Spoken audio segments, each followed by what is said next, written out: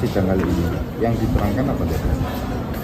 Ya sesuai bidang keilmuan yang coba saya tekuni saja, yaitu tentang psikologi forensik, baik itu terkait dengan terduga korban, terduga pelaku, dan saksi.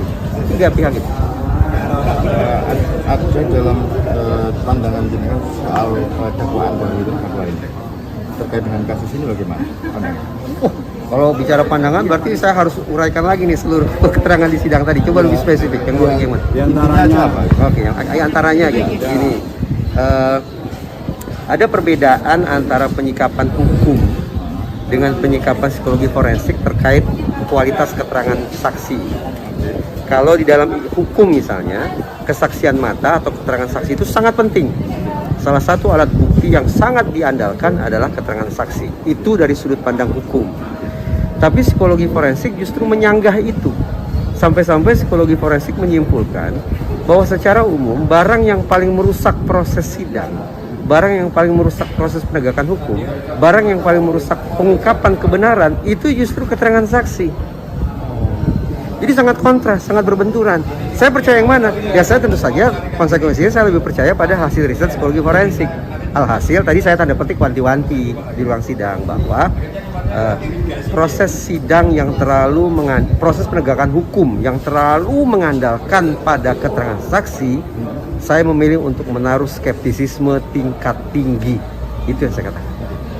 Saksi itu kan salah satu alat bukti. Ya, keterangan saksi. Iya, keterangan saksi adalah salah satu alat bukti. Kalau kemudian itu secara psikologi forensik dianggap tidak kuat. Tidak kuat. Ya. Apa yang seharusnya terjadi? Tidak terjadi, yang bisa terjadi, iya. Ya batal. Dakwaan tidak terbukti. Kalau tidak demi hukum, batal demi hukum.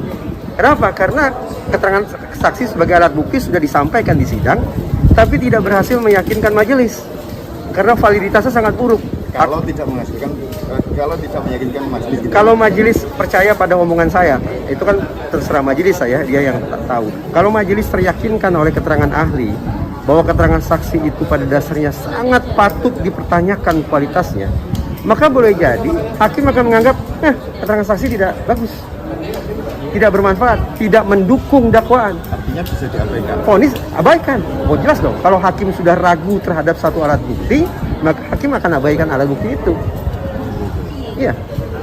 Bagaimana mungkin hakim ragu terhadap satu alat bukti, tapi dia pakai? Itu kan tidak mungkin. Ya.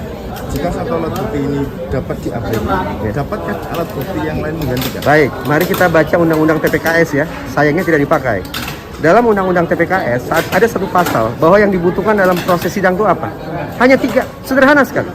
1 saksi atau korban. Itu saja. 1 saksi atau korban. 2, 1 alat bukti lainnya. 3, keyakinan hakim. Sekarang pertama. Tadi saya katakan keterangan saksi, ya berarti termasuk keterangan korban, itu validitasnya sangat-sangat meragukan. 1 ya. Berarti udah tumbang 1. Keyakinan hakim tidak bisa kita pengaruhi lah. Berarti tinggal 1. Apa? 1 alat bukti lain. Hadirkan ke persidangan. Ada tidak? Bahwa sudah terjadi dakwaan itu, terjadi kejahatan seksual itu. Apa alat buktinya? Ada tidak? Kalau tidak ada, maaf kata, hakim dengan berat hati, mungkin berat hati harus mengatakan ini tidak terbukti. Tidak terbukti dakwaan karena keterangan saksinya rapuh, hakim tidak yakin, dan tidak ada alat bukti lain yang meyakinkan. Tidak bersalah. Visum misalnya, hasil visum misalnya. Visum adalah alat bukti lain. Ini silakan diajukan. Silakan ajukan. Nanti hakimnya akan timbang. Ini hasil visumnya meyakinkan atau tidak? Kalau hasil visumnya tidak karu-karuan, ini misalnya ya. Kalau hasil visumnya juga meragukan hakim, ya praktis 3 hal yang dibutuhkan sebagaimana tercantum dalam undang-undang TPKS tidak tersedia. Sedih memang. Keterangan korban ini meragukan karena tidak diperkuat dengan keterangan saksi lain atau bagaimana? Bukan. Ya. Tanpa harus ada, kita bicara individu per individu. Okay. Bahwa pada dasarnya keterangan saksi, baik itu saksi A, saksi B, saksi C, dan seterusnya, baik itu pengakuan korban, apakah korbannya 1 atau korbannya lain, secara umum psikologi forensik sudah sampai pada sebuah simpulan bahwa keterangan pengakuan yang mengandalkan daya ingat manusia itu rapuh serapuh-rapuhnya. Itu kata psikologi forensik. Kalau sementara kesimpulan menurut ahli kesaksian yang dihadirkan ini seperti apa? Saya tidak tahu.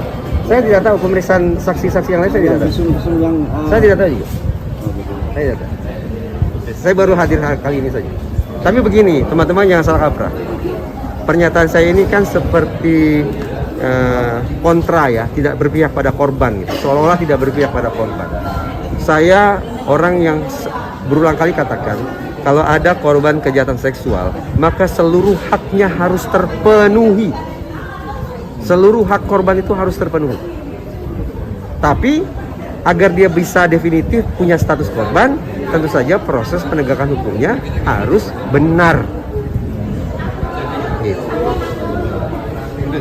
Terima kasih. Dari Ya. dari mana Pak? Saya psikologi forensik. Atas nama lengkap Oh, nama lengkap saya Reza Indragiri. Prof. Oh, tidak usah pakai titel segala macam. Hari ini saya, karena saya bawa nama lembaga, saya hadir hari ini sebagai anggota Pusat Studi Kajian Pemasyarakatan Poltekip Kemenkumham. Panggil sehari-hari apa Pak? Reza. Dari mana? Wait. Saya Reza Indragiri Amriel.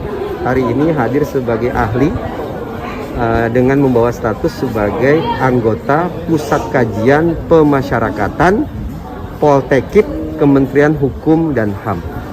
Terima kasih. Terima kasih. Pak. Nanti disambung lagi. Eh. Terima kasih.